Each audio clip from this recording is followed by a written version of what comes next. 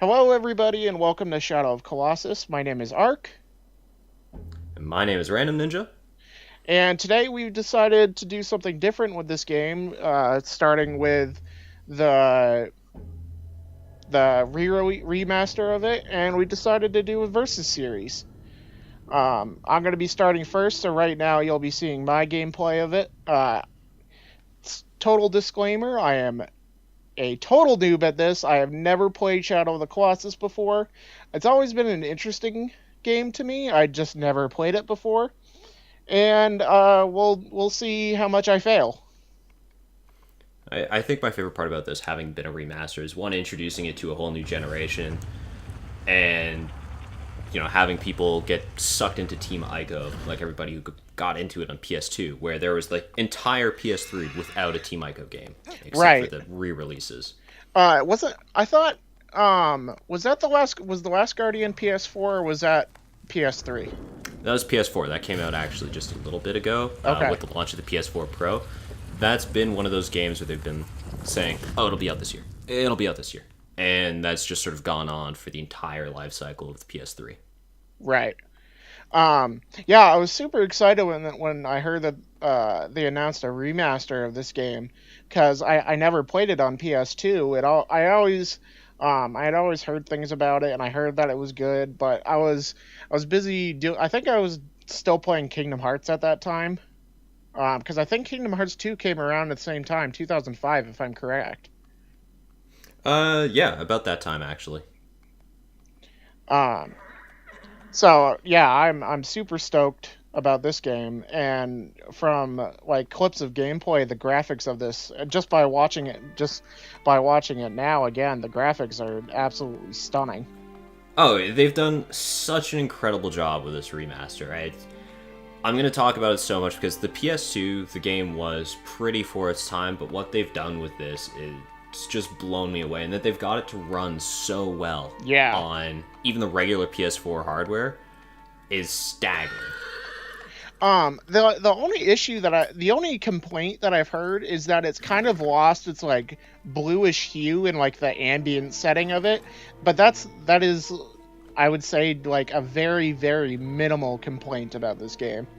Except that's not an artistic thing. That was technical limitations. That would be like someone saying, "Oh, they remade Turok but took away the 15 feet of fog and all around you." I love that game. I think it was Turok Evolution. I played the crap out of the multiplayer in that game. Yeah, the bluish tinge in the fog in the original Shadow of the Colossus was not for the ambiance. It was because they couldn't render the entire world. The scale of this world was impressive for when it came out, Right. and the scale of the enemies and stuff. Yeah, I actually have an issue with this part right here, where he pulls it off because he wraps it around her and then he just like pulls it off. That's just a little nitpick thing that I noticed when I was doing my editing. No, it's just like the tablecloth thing. You just pull hard enough and you don't disturb what's on top of the But it's a body. Well, maybe her butt's made out of porcelain. You don't know. All we know is she was sacrificed. We don't know that she's not actually just porcelain. Right. This opening cutscene sets the tone so well, sets the scene so well. Yeah, it's crazy as well as like after when you're fighting the Colossi that you actually feel bad for doing it. Yeah, yeah, absolutely. Like, even not knowing anything about the story, it's just, this guy was just chilling here. Why am I doing this? Right. Yeah, I love the whole map in the background that you've got, the smoke, the fire. It's just so well done as an introduction. I should have done some research into it, but I'm actually kind of interested of like what kind of dialect they're using for the cutscenes. It's a made up dialect. Oh, is it made up? Yep. Yeah, it's not a real language. And Team Ico does this for all of their games. Do they? See, Yeah, I it's. never played. I never played. Was it Journey that they did, No. No, that was or was a it just different. They Ico? did Ico, Shadow of the Colossus, and The Last Guardian. Oh, okay. Yeah, this is my first Team Ico game. I Ico is one of those things where you either really loved it or really hated it, because in the first 10 minutes it lays on very hard that it's not your typical game. Right. Whereas Shadow of the Colossus, the first 10 minutes, one is cutscene, and in the first 10 minutes of gameplay, you've already killed a Colossus. And it's like, okay, Yeah. well, I can do this, sure. It's pretty crazy, though, that you're just... There's, like, no backstory, no nothing. You're just thrown right into this. Oh, kill these giant monsters that you have no reason. Like, they don't give you a reason. They're just like, yep, go do this. Have fun. Yeah, it's... Well, I mean, they give you a bit of a reason. It's kill these things and we'll bring your girlfriend back to life. That's the other thing is, like, because I don't know anything, I don't know if it's girlfriend, it could be his sister. Yeah, well, I don't know that it ever exactly spells it out, honestly. Right. I've never beaten this. You know, I've played through quite a bit of it, but I've never beaten it. I know the ending because it's, you know, more than a decade old at this point. Right. Surprisingly enough, I actually don't even know the ending. Well, that's good for you because it's... I'm sure you'll be able to predict the ending. Yeah. You kind of see it coming from a mile away. Yeah, like just from like the first Colossus after you get attacked by the tentacles and it's like disintegrating, it's like almost destroying nature itself kind of thing. Man, that cloak floating away. Oh, I love it. I love that. Yeah. I love that. The engine that they use for the animation is awesome. And everything's in engine. This cutscene is just fake letterbox. It's in engine. And like the fur on the Colossi is... Oh yeah, the fur is so well done. Like Trico, whatever, the dragon bird thing in Last Guardian was really awesome. This is like a whole other scale. Again, looking at the PS2 version, it was so limited by the technology of its time. God, it's so nice to see this redone, and I hope they redo it every couple of generations, honestly. Right? It does seem like one of those games that leads itself to any generation can play it and enjoy it. Yeah, it's so simple. You've got grab, you've got sword, you've got bow and arrow. There's no magic abilities, there's no exceptional difficulty. Everything is just that. That's all you have to do. I also like how they essentially incorporate a puzzle into a boss fight with some of the fights. Yeah. Oh, yeah. And it's even more so later on. Like, early on, it's just kind of, okay, figure out how to climb this guy. Some of the later bosses are really... Slight spoiler disclaimer thing. Before we had even talked about doing this kind of series, I actually had watched Jacksepticeye play it because I was interested in the remaster. And I saw him do the first two bosses, so I do kind of know how to do the first two, but after that, I'm like flying totally dark. Yeah, the third boss is where they sort of introduce a bit more trickiness to it. Is the third one the one with the giant pillar? Yes. Okay. And then the fourth one goes beyond that, where it's learning to use the environment and all of that. And this game is really good about that. Here's the entire battlefield that you have where the Colossus is here. Figure out how to climb the Colossus. Right.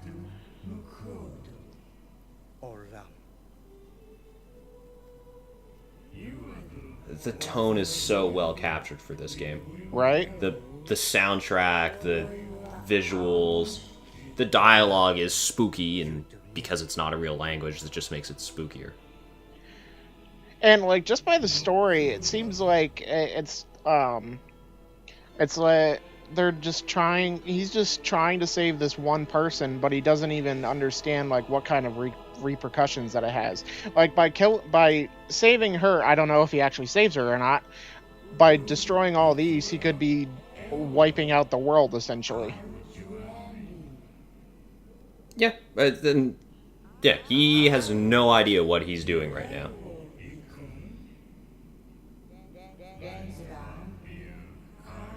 I also like how, even though they're giant monsters, all of the Colossi in some way or another are fundamentally different.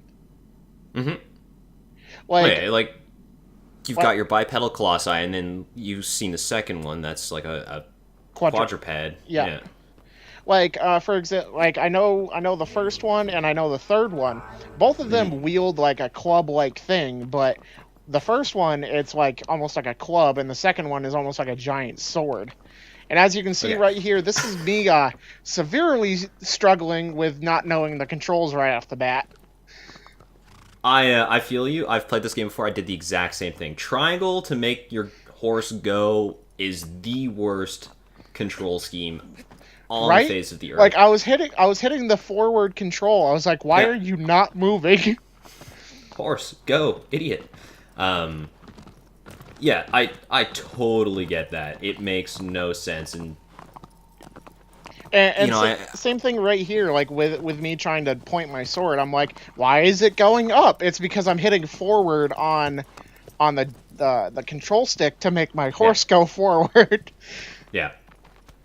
And, you know, I appreciate that they left the controls and they left the spirit of the game where it is, but there are a lot of things they could have changed. Camera being one of them. I do know that they did change a couple things, like dodge roll is just on circle now. Hmm. And I think I know that they changed a couple of quality of life things that actually make this control scheme a lot better. However, I believe that you can actually change it back to revert it back to its original control scheme. So I'm going to take a moment and tell you you've already done something wrong. I missed a Um, lizard, didn't I? you missed a lizard. That's right. Yeah, there's a lizard you can get that's just on the cliffs to your left as you're coming down this pathway. Like he's sort of around the edge, so you can go back and get them at any time. They're not store Right. gated or anything. But yeah, you missed a lizard. Well, cause since I was recording the walking to the Colossus, I wasn't focused on the lizard. And I was just gonna go pick him up later. Yeah, I'm gonna do the same. I remember going through on PS2 and spending a good couple of hours just getting lizards at one point because I'm like, okay, I can do this Colossus without getting a lizard. I can do this one. Oh, I can't do this one. All right, time to go get a shitload of lizards. This is the second portion of where I was like, why is it not working? Is because normally when you grab an edge of a cliff, you just hit Yep. up on the stick and oh, you climb up. And it wasn't working for me. Yeah, not so much. You gotta jump again. Yeah, the controls are very awkward, and it is nice that they have this sort of climbing vine section to go. Hey, this is how you climb, idiot. And it also teaches you what you can grab onto. Like for whatever reason, you can't just jump up there. You have to grab onto the ledge and then go up. Right, and you actually have to physically hold the grab button, and if you let go, you're gonna fall. Yeah, yeah. So they do a lot of things right with the control, like teaching you the controls. I just wish the controls weren't so awkward. That's always sort of been my complaint with Shadow of the Colossus. Is very different from anything that came out at the time and anything that's come out since. Right, because I'm used to like almost like a very similar control scheme with my platformer games, where it's like you're automatically grabbing a ledge. All you have to do is hit up, and then you're up on the ledge. Yep. Yeah, every action platformer has had the same control scheme for a very long time. You know, it started with Jack and Daxter and Ratchet and Clank and Sly Cooper, but this, coming out around the same time as those, went, fuck that noise. Right. You're gonna have to manually grab because that's a mechanic, and it's a cool mechanic. I can only imagine like the first time playing this game back in 2005 with the graphics that it had and seeing this monster. Yeah, the scale, again, this is back to their technological limitations, but the scale was unprecedented. So here, for some weird reason, I thought that I had to get its attention to start the fight, which is why you see me pull out my bow and try shooting it. Which, by the way, I missed my first arrow.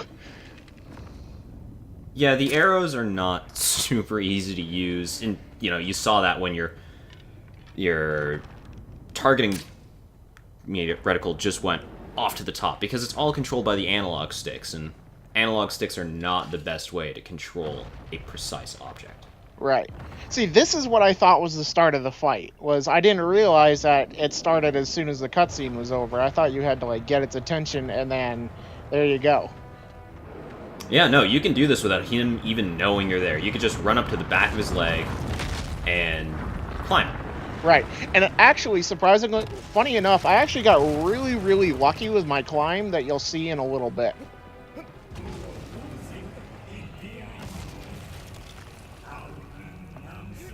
And here goes the shaky shake.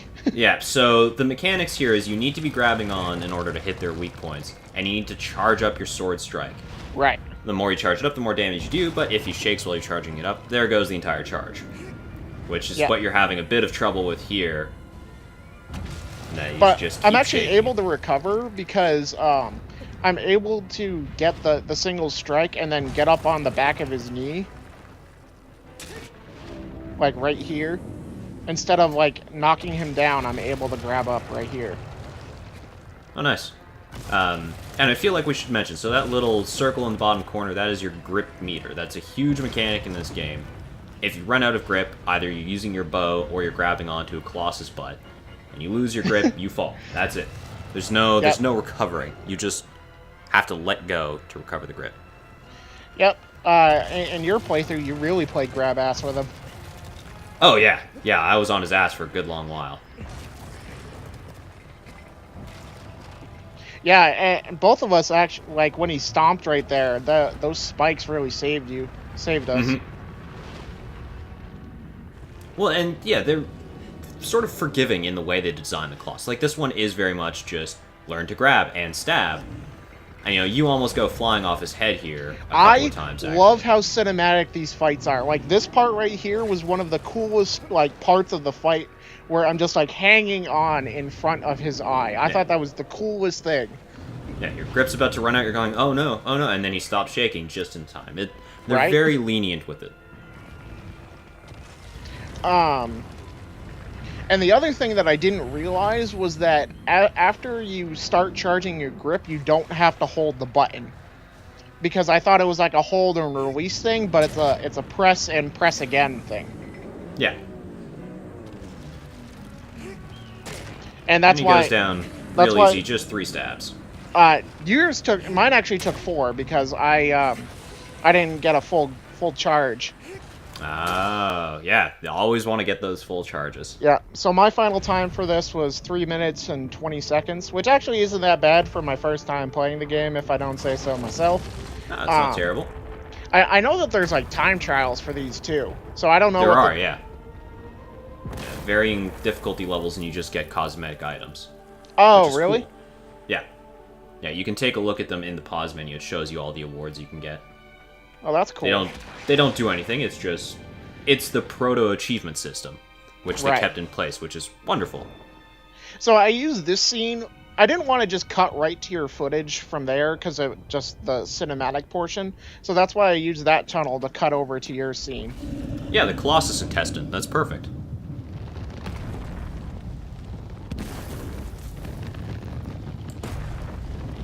No, I'm totally okay with the Colossus intestine being the transition.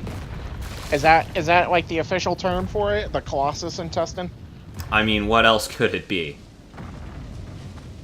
Let's be honest, it was very clearly an intestine. We were giving that Colossus endoscopic examination. I mean, like we said before, you did play grab ass with him a lot. Yeah, exactly. I get a good look at it.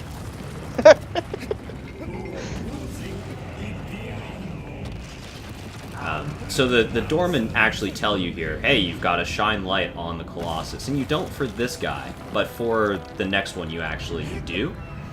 Like to like blind it? Or like to show its actually weak reveal points? its weak points. Oh, okay. Yeah. See, I didn't realize that it actually, I thought it just tells you where it is. I didn't realize that that's what reveals it. Yeah. And then the other thing you did a little bit differently is you didn't bring the guy down all the way. Right, which is why I was saying that I got lucky on my run. Yeah. Because I didn't realize, like, I could hit it twice and knock him down, but I actually got, like, I would say, like, a lucky grip on his leg portion to get up. Getting good. I am the Klingon here, is what's happening. I guess that's one way to put it.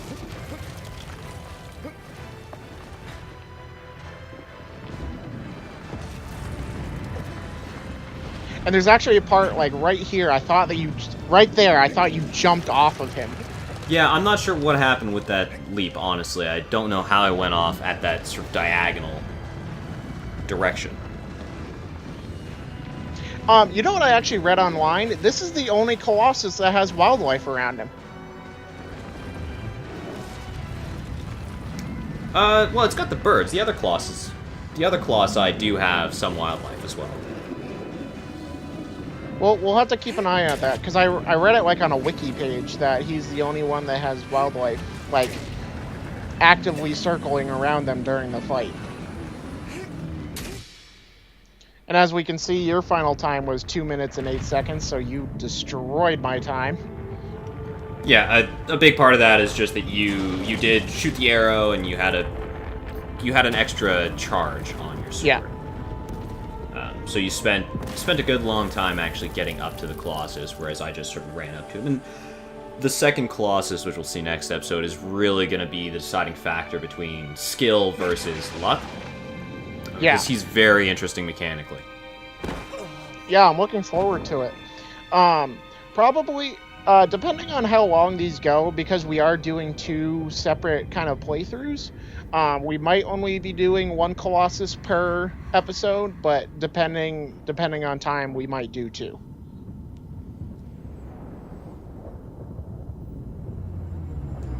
Now we have sort of the recap of the horrible atrocity we just did by killing. I'm pretty sure that was just the Jolly Green Giant. Pretty much. Really let himself go, but pretty sure we just killed like a mascot of some sort. In some way, shape, or form. So that was the first Colossus. A little lackluster, but it does introduce you to the scale and to the climbing and all of that. So I think it really serves its purpose in introducing you to, hey, you're a fucking monster. This is what you have to do. Yeah, as well as it introduced you to, like a new player like me, to the controls. Because they don't really seem to hold your hand with this game. They just kind of give you basic controls and let you do your thing. They don't, and they introduce the controls in a really weird way, especially since there's no user manual, there's no guide included with the case anymore. So it's like, if you don't read it, you have no idea what the controls are. Right. And obviously, I didn't read the guide. No, why would you? Why would you read the guide? Nobody does that. All the controls are the same. Well, I never played it the first time. No, in every other yeah. game, all the controls are the same. Everything's the right. same. And then introduced to the second Colossus. So in the next episode, we'll be taking on, I believe, if I remember correctly, I have a list. His name is Quadratus. He does have 4 legs. Yep, that he does. Except there's a couple of them that have more than 2 legs. Yeah. So next time, Quadratus. All right. I hope you all do enjoy this episode. Be sure to stay tuned in. We're gonna try to maybe do 2 videos a week, if our schedules and editing and such allow it. So be sure to stay tuned in. Thank you, RandomNinja, for joining me, and I'm looking forward to this series.